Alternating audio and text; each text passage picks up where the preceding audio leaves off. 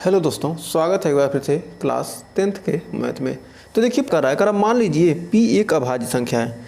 मान ले रहे हैं p क्या है, कोई एक अभाज्य संख्या है जो क्या है p a स्क्वायर को विभाजित करती है, तो p भी क्या करेगी, a को विभाजित करेगी। कह रहा है, कहने का मतलब क्या है, यदि कोई संख्या है उसका स्क्वायर क्या है किसी संख्या से विभाजित होता है, यानी मतलब 4 का स्क्वायर यदि 4 से विभाजित होता है, 4 चौके यानी 16, 4 से विभाजित होगा तो 4 भी क्या होगा, 4 से विभाजित होगा। कहने का मतलब यही है इस प्रमेय का। मतलब कोई संख्या क्या है, कोई संख्या p है, क्या कर रही है, a स्क्वायर को विभाजित कर रही है, तो p भी क्या होगा, इससे a भी विभाजित हो जाएगा। तो आइए देखते हैं, इसको समझते हैं अच्छे से इस प्रमेय को। तो आइए इसी पर आधारित एक क्वेश्चन देखते हैं। करा सिद्ध कीजिए कि कर्णिम 2 एक अपरिमेय संख्या है। कर्णिम 2 कोई संख्या है, कह रहा है कि यह एक अपरिमेय संख्या है। इसको क्या करना है, हमको सिद्ध करना है। तो आइए इसको सिद्ध करते हैं। उपपत्ति देखते हैं इसका।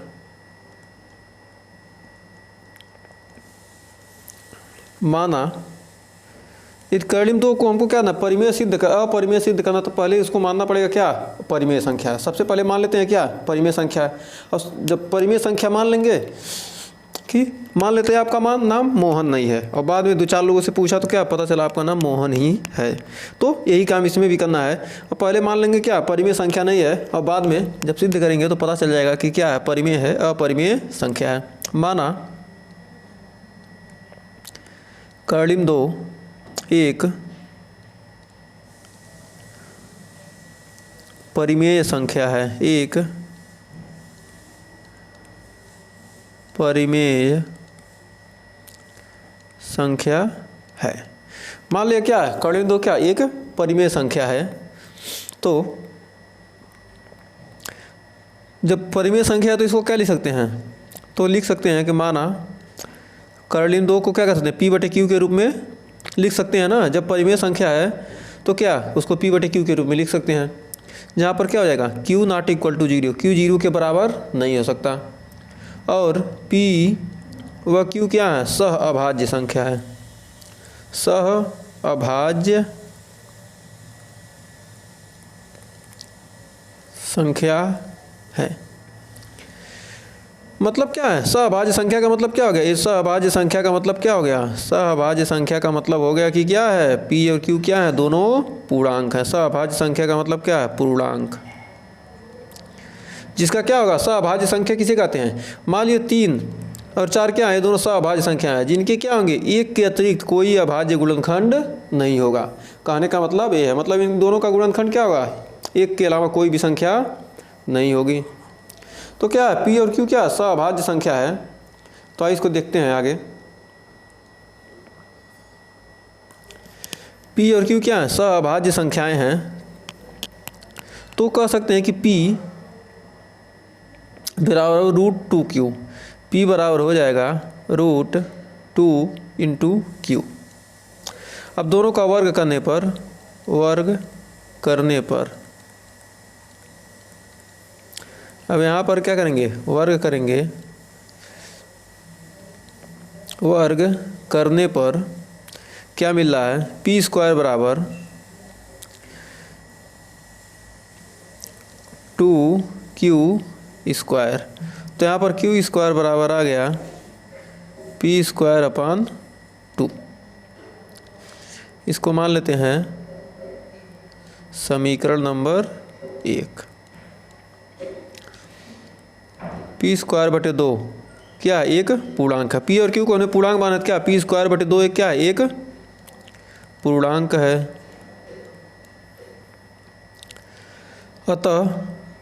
अतः कह सकते हैं कि p² 2 से क्या है, 2 से भाज्य है। मतलब क्या होगा, p² 2 से कट जाएगा। अभी हमने पिछले यहाँ पर पढ़ा है ना कि मतलब क्या है, यदि a² क्या करता है, p a² को विभाजित करता है, तो क्या होगा, a भी क्या करेगा, p को विभाजित करेगा। तो यही हमको इसमें देखना है कि मतलब है p² क्या है, 2 से भाज्य है। तो कह सकते हैं कि p भी क्या होगा, तो p भी 2 से भाज्य है। p पी भी क्या होगा 2 से कट जाएगा। यदि ये स्क्वायर कटता है तो क्या होगा पी भी 2 से कट जाएगा। जब पी भी क्या 2 से भाज्य है तो माना p/2 बराबर k1। क्या है ये भी, ये तो पूर्णांक है, पूर्णांक p/2 बराबर हम मान लेते हैं k1। p जो से भाज्य क्या है इसको मान लिए k1। अब k1 का मान क्या रखेंगे समीकरण 1 में रखने पर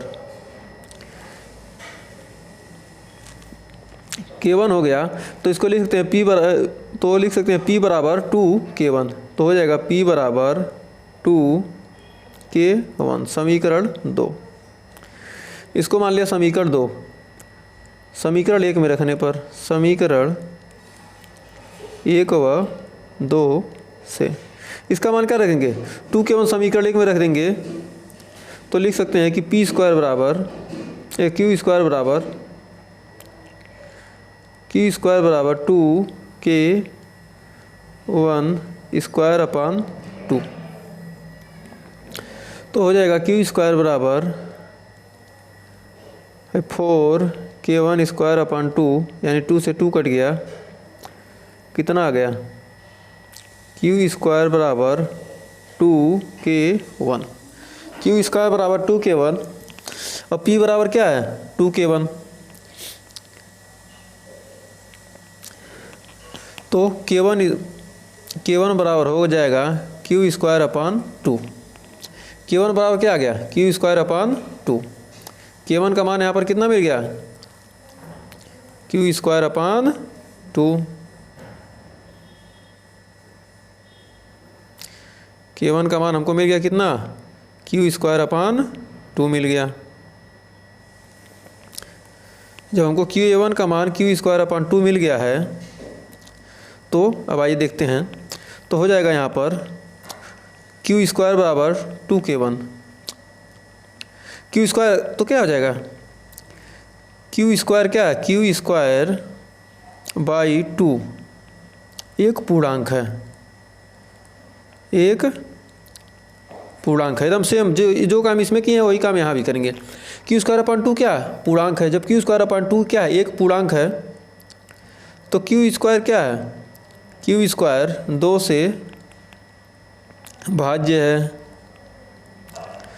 अतः q भी क्या होगा q भी 2 से भाज्य है। q भी क्या होगा 2 से कटेगा तो माना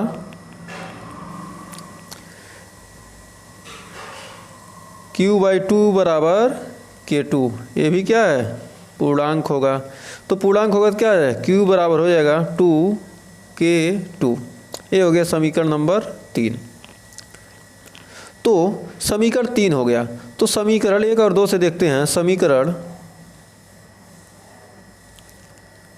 2 व 3 से, समीकरण 2 और 3 से क्या देखते हैं p बराबर है 2 गुणे k1 और q बराबर है 2 गुणे k2। p बराबर 2 गुणे k1 और q बराबर 2 गुणे k2 है। ये क्या है ये पूर्णांक है। तो देख रहे हैं क्या ये पूर्णांक करें यहाँ कहाँ लिखेंगे। ये दोनों क्या कर रहे हैं देख रहे हैं दोनों में क्या है हमको दो क्या हो रहा है कॉमन मिल रहा है। तो हमने माना है कि समीकरण 2 और 4 से, समीकरण 2 और ये समीकरण 4 से, समीकरण 3 से, समीकरण 2 व 3 से, समीकरण 2 व 3 से स्पष्ट है कि 2 और 3 से स्पष्ट है कि 2 p व q का, p व q दोनों का, p व q दोनों का क्या हो जाएगा अब उभयनिष्ठ गुणनखंड। p व q का, p व q दोनों का उभयनिष्ठ गुणनखंड है। उभयनिष्ठ गुणनखंड खंड है। पी व क्यू का क्या, दोनों का तो उभयनिष्ठ गुणनखंड है, और हमने माना क्या था कि पी व क्यू क्या है, दोनों सहभाज्य संख्या है, मतलब एक के अलावा कोई गुणनखंड ही इनका नहीं है। तो आ क्या रहा है, दो उभयनिष्ठ गुणनखंड आ रहा है, जबकि हमने भाना लिख रहे हैं, जबकि हमने माना था कि पी व क्यू क्या हैं, क्यू सहअभाज्य हैं, सहअभाज्य हैं। अतः हमारा मानना क्या है, हमारा मानना गलत है, या हमने जो माना क्या है वह असत्य है। अतः √2 क्या होगा, √2 एक अपरिमेय संख्या होगी। √2 क्या हो जाएगी, एक अपरिमेय संख्या है। √2 क्या, एक अपरिमेय संख्या है। तो उम्मीद है अब आपको इसमें कोई डाउट नहीं होगा कि कर्लिम 2 क्या एक अपरिमेय संख्या है। तो यहाँ तक आपको कोई डाउट नहीं होगा। सबसे पहले हमने क्या किया है, इसको एक बार और समझ लेते हैं। सबसे पहले हमने क्या किया, सबसे पहले मान लिया कि क्या है, यह एक परिमेय संख्या है। परिमेय संख्या मानने के बाद तो हम उसको क्या कह सकते हैं, जब परिमेय संख्या मानेंगे तो क्या, किसी संख्या को परिमेय संख्या मानते हैं तो उसको p/q के रूप में लिख सकते हैं। इसका परिभाषा तो ही होता है, जहाँ p व q क्या है, दोनों सहभाज्य संख्याएं हैं, और जहाँ q का मान 0 नहीं हो सकता। अब मान लिया हमने क्या, अब दोनों को क्या किया, गुणा किया, तो √2 × q हो गया। अब दोनों पक्षों का वर्ग कर देते हैं, p² = 2q आ गया, 2q² आ गया। अब q² का मान निकालते हैं तो क्या आ जाएगा, p²/2। अब p²/2, p² क्या /2 क्या, एक पूर्णांक। हमें जब p और q सहभाज्य संख्या यानी पूर्णांक है तो p क्या करेंगे, p²/2 पूर्णांक है, तो p² क्या है, 2 से कट जाएगा, 2 से भाग देना, 2 से कटेगा, हमने प्रमेय पढ़ा है। p भी क्या होगा, तब 2 से भाज्य होगा। तो मान लेते हैं p/2 बराबर, मान लेते हैं 2 से भाग, p से में क्या 2 से भाग चला जाएगा, मतलब p/2 बराबर k1, एक पूर्णांक मान लेते हैं इसको। जब इसको एक पूर्णांक मानिए क्या, p बराबर 2k1 हो गया। अब 2k1 को क्या करेंगे, समीकरण 1 में रख देंगे। जब 2k1 को समीकरण 1 में रखेंगे तो हमको मिलेगा q² बराबर 2k1² तो यानी 4k1², तो 4 से क्या होगा, 2 कट जाएगा, यानी 2k1 आ जाएगा। अब यहाँ 2k1 आ गया तो क्या लिख सकते हैं कि q²/2 क्या एक पूर्णांक है, q²/2 क्या एक पूर्णांक है, तो क्या होगा, q 2 से भाज्य होगा। तो q क्या करेंगे, q में 2 से भाग चला जाएगा, तो q भी क्या होगा, 2 से भाज्य। जब q² 2 से भाज्य है तो क्या होगा, q भी 2 से भाज्य है। तो मान लेते हैं q/2 को k2 मान लेते हैं, k2 एक पूर्णांक मान लेते हैं q/2 को, तो लिख सकते हैं कि q बराबर 2k1। तो समीकरण मिल जाता है 3। तो समीकरण 2 और 3 से देखते हैं कि मतलब क्या, दोनों में क्या है, 2 कॉमन है, दोनों के मान में क्या है, 2 कॉमन है, p बराबर 2k1 है और q बराबर 2k2 है। तो मतलब दोनों में 2 कॉमन है। हमने माना था कि क्या है, एक के अलावा क्या है, p और q का कोई अभाज्य गुणनखंड नहीं है, लेकिन क्या है यहाँ पर तो p के एक के अलावा क्या आ रहा है, 2 भी आ रहा है। तो अतः हमारा मानना क्या था, गलत था या असत्य था। अतः कर्लिम 2 क्या एक अपरिमेय संख्या है। तो उम्मीद है यहाँ तक आपको कोई डाउट नहीं होगा। तो आइए बढ़ते हैं आगे। कर्लिम 3 एक अपरिमेय संख्या है। कर्लिम 3 क्या कर रहा है, कर एक अपरिमेय संख्या, एकदम सेम काम जो हमने पिछला किया है वही काम इसमें भी करना है। तो आइए इसको भी देखते हैं एक बार और, इसको भी समझ लेते हैं। सॉल्यूशन, माना कर्लिम 3 एक परिमेय संख्या है। कर्लिम 3 एक परिमेय संख्या है, तो कह सकते हैं अतः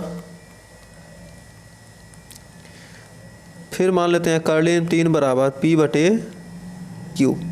कर्लिम 3 बराबर क्या, p/q, जहाँ q not equal to 0, p व q क्या है, सहअभाज्य संख्या। सहअभाज्य संख्या है। पी व क्यू क्या है? सहअभाज्य संख्याएं हैं। जब पी व क्यू क्या है? सहअभाज्य संख्या है, तो आइए देखते हैं इसको। तो लिख सकते हैं p बराबर √3q। अब दोनों पक्षों का वर्ग करने पर दोनों पक्षों का वर्ग करेंगे तो क्या हो जाएगा? p² बराबर 3q²। तो q² बराबर हो जाएगा p²/3। तो p²/3 क्या है? पूर्णांक है। पूर्णांक है तो क्या होगा? p² क्या है? 3 से भाज्य है। p भी क्या है? p भी 3 से भाज्य है। 3 से भाज्य है। तो क्या लिख सकते हैं? माना p/3 बराबर k1, तो p बराबर हो जाएगा 3k1। इसको k1 क्या है? पूर्णांक है। तो समीकरण नंबर 1 मान लिया। ये समीकरण के q² बराबर 3, ये क्या है? एक समीकरण 1 है और ये समीकरण हो गया 2। अब यहाँ पर समीकरण 2 मिल गया, तो समीकरण 1 में रखने पर समीकरण 1 में रख देंगे इस मान को। समीकरण 1 में रखने पर जब समीकरण 1 में इस मान को रखें तो क्या हो जाएगा? q² बराबर 3k1 का ²/3, यानी 9 k1² q², 3 से 3 कट जाए, 9 कट जाएगा, यानी q² बराबर कितना आ गया? 3k1²। तो k1 बराबर हो जाएगा q²/3। ये समीकरण नंबर हो गया 4। तो लिख सकते हैं कि q²/3 क्या है? पूर्णांक है। q²/3 क्या है? पूर्णांक है। अतः q² क्या है? 3 से भाज्य है। q² क्या है? 3 से भाज्य है, तो क्या है? q भी क्या होगा? 3 से भाज्य होगा। 3 से मतलब q भी क्या हो जाएगा? कट जाएगा। तथा q/3 बराबर k2 पूर्णांक। माना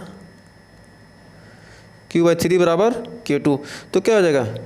q बराबर हो जाएगा 3k2। समीकरण नंबर, ये तो समीकरण 3 था ना, ये हो गया समीकरण नंबर 4। समीकरण 3 व 4 से q बराबर p बराबर 3k1 और q बराबर 3k2। तो हम देख रहे हैं कि समीकरण, इसको इतना मत लिखिए, थोड़ा शॉर्टकट इसमें यहाँ कर सकते हैं। लिख सकते हैं समीकरण 3 व 4 से स्पष्ट, यदि आप थोड़ा छोटा करना चाहते हैं तो आसानी से थोड़ा छोटा हो जाएगा। समीकरण 3 व 4 से स्पष्ट है कि p व q का उभयनिष्ठ का उभयनिष्ठ